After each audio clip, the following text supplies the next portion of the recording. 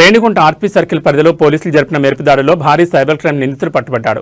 Bank సిబ్బందిమని customer care ప్రతినిధులమని నటిస్తూ బాధితులకు phone calls చేసేవారు. మాటలతో మభ్యపెట్టి ATM pin, UPI pin, OTP వంటి గోప్యమైన సమాచారాన్ని సేకరించి వారి ఖాతా నుంచి నిమిషాల్లో డబ్బులు విత్డ్రా చేసేవాడు. బాధితుల ఫిర్యాదుతో రంగంలో దిగిన పోలీసులు కేసు నమోదు చేసుకుని దర్యాప్తు చేపట్టారు. ఈ క్రమంలో నిందితుని అదుపులోకి తీసుకున్న పోలీసులు అతని వద్ద నుంచి భారీగా సొత్తును స్వాధీనం చేసుకున్నారు. ప్రజలు సైబర్ నేరాల పట్ల అత్యంత అప్రమత్తంగా ఉండాలని తెలిపారు.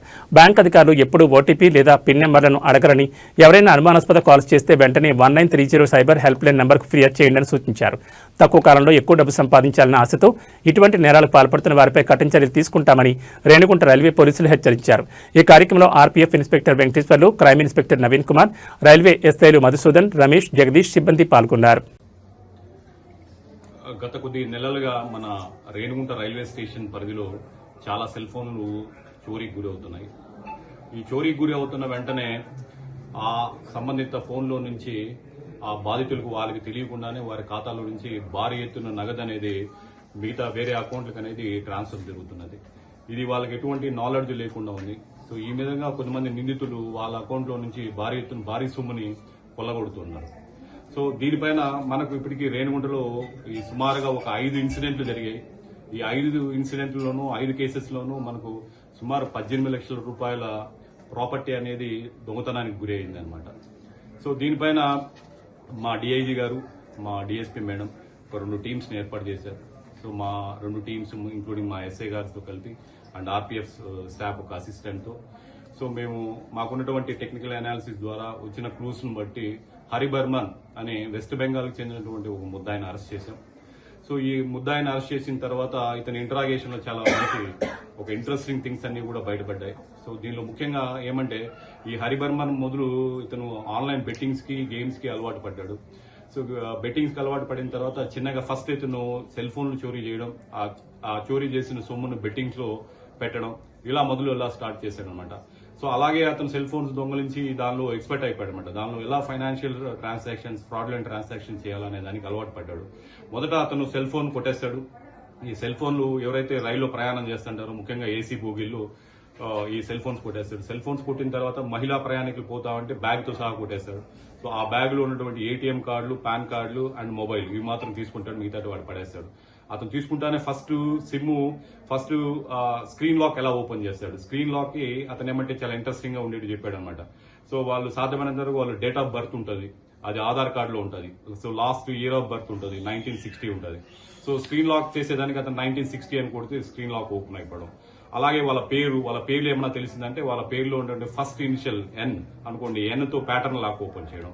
సో అలాగే దాంతోపాటు వాళ్ళ phone digits, so phone digits లో ఉండే చివరి 4 డిజిట్లు లేదా చివరి 6 డిజిట్స్ ఉపయోగించి ఈ విధంగా అతను ఫస్ట్ స్క్రీన్ అనేది అన్లాక్ చేసేవాడు అనమాట.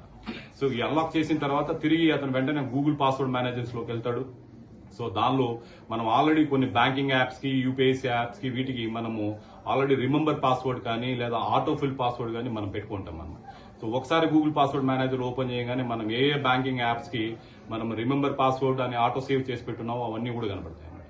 సో వెంటనే ఉన్నటువంటి ఆ యూజర్ ఐడి, ఆ పాస్వర్డ్ ని వెంటనే అతను ఐడెంటిఫై చేసి వాళ్ళ యొక్క బ్యాంకింగ్ ఆన్లైన్ ట్రాన్సాక్షన్స్ లో నుంచి వెంటనే కూడా ఆ అమౌంట్ అంతా కూడా అతను బెట్టింగ్ యాప్ లో ఉండేటువంటి అకౌంట్స్ కి ట్రాన్స్ఫర్ చేసేసేవాడు.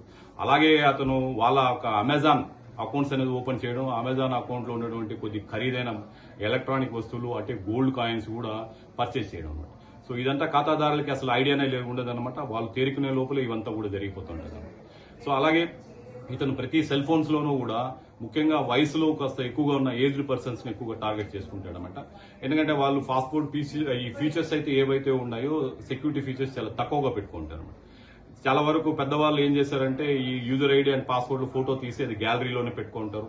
కొంతమంది వాట్సాప్ లో ఏదైనా స్టార్ మార్క్స్ చేసి పెట్టుకొని ఉంటారు. సో మెయిల్ లో డ్రాఫ్ట్ లో పెట్టుకుంటారు. అతను చాలా ఫోన్ కొట్టేస్తానే చాలా క్షుణ్ణంగా పరిశీలిస్తాడు అనమాట. సో ఎక్కడో పోసారి యూజర్ ఐడి అండ్ పాస్వర్డ్లు గ్యాలరీలోనే దొరుకుతాయి, ఫోటో తీసి సాధ్యమైనంత వరకు వాళ్ళంతా పెట్టుకుంటారు. లేకపోతే ఏటీఎం కార్డు ఉంటుంది, ఏటీఎం కార్డు బ్యాక్ సైడ్ రాసుకుంటారు పిన్ అనేటివి. సో ఇలాగా మనం ఏదైతే చాలా సెక్యూరిటీ ఫీచర్స్ సరిగ్గా లేకుండా పెట్టుకుంటామో దాన్ని అన్ని ఉపయోగించి అతను భారీ ఎత్తున అమౌంట్ అనేది 18 లక్షల వరకు కొల్లగొట్టాడు అనమాట. సో దీనిపైన మేమంతా టీమ్స్ గత 4 నెలలుగా కష్టపడి సో అతన్ని ట్రేస్ చేసి అతన్ని పట్టుకోవడం అనేది. సో అతన్ని పట్టుకున్న తర్వాత ముఖ్యంగా మాకు అతని దగ్గర నుంచి ఒక 55 grams worth of gold, 3 cell phones, ఒక ట్యాబ్, ఒక Apple watch and iPods and 3,000 cash. So మొత్తం 9 lakhs వర్త్ ఆఫ్ ప్రాపర్టీ అనేది రికవరీ అయిందనమాట. సో ఇతను పట్టుకోవడంలో ముఖ్యంగా ఐఆర్పి కడప గారు అండ్ మా ఎస్ఐ మధుసూదన్ గారు అండ్ మా IPFs, RPF IPFs, CIB IPF and CIB Renigunta and IPF Kadapa. So వీళ్ళందరూ పట్టుకోవడంలో చాలా సహకరించారు. సో వీళ్ళందరినీ కూడా మా ఎవరైతే మా పై అధికారులు ఉన్నారో వాళ్ళు అప్రిషియేట్ చేశారనమాట. So thank you. ఈ రోజు అతన్ని కోర్టు ముందు ప్రొడ్యూస్ చేస్తున్నాం. Thank you. ముఖ్యంగా రైల్లో ప్రయాణించే ప్రయాణికులకు చెప్పేది ఏమంటే, దయచేసి మీ ఫోన్లన్నీ జాగ్రత్తగా ఉంచుకోండి. సో వాటిని బెర్త్ పైన పెట్టేసి ఛార్జింగ్ పెట్టి పడుకోవడం, అలాగే వాష్రూమ్ పోయేటప్పుడు బెర్త్ పైన వదిలేసి వెళ్ళిపోవడం, లేకపోతే ఇక పక్కన పెట్టి నిద్రపోవడము, సో ఛార్జింగ్ పెట్టి నిద్రపోవడం, ఇలాంటివి దయచేసి చేయకపోకండి. మీ ఫోన్ ఈజ్ నథింగ్ బట్ మీ బ్యాంకే. ఒక్కసారి మీ ఫోన్ పోయిందంటే మీ ఖాతాలో ఉండే డబ్బులు అనేది ఖాళీ అవుతుంది. సో ముఖ్యంగా మీ ఎటువంటి యూజర్ ఐడి అండ్ పాస్వర్డ్ ఇలాంటి ఫోటో తీసి దానిలో పెట్టుకోవడం, ఏటీఎం కార్డ్స్ పైన పిన్స్ రాసి పెట్టుకోవడం, ఇలాంటివి దయచేసి చేయబాకండి. సో ఎవరైనా కూడా మీకు అనుమానితులు కాల్ చేస్తే వెంటనే వాటికి ప్రతిస్పందించబాకండి. మీరు 1930 సైబర్ క్రైమ్ అనేది ఉంటుంది. ఎటువంటి మీకు ఫ్రాడ్లెంట్ ట్రాన్సాక్షన్ జరిగిందంటే దానికి ఇమీడియట్ గా ఫోన్ చేసి మీరు తెలియజేయండి. సో దాంతోపాటు మీ ఫోన్ ఎప్పుడైతే పోతుందో వెంటనే మీ బ్యాంకింగ్ ని వెంటనే లాక్ చేసేట్లుగా మీరు ఏర్పాటు చేసుకోవాలా. సో కాబట్టి ఈ సూచనలన్నీ కూడా దయచేసి మీరు పాటించండి.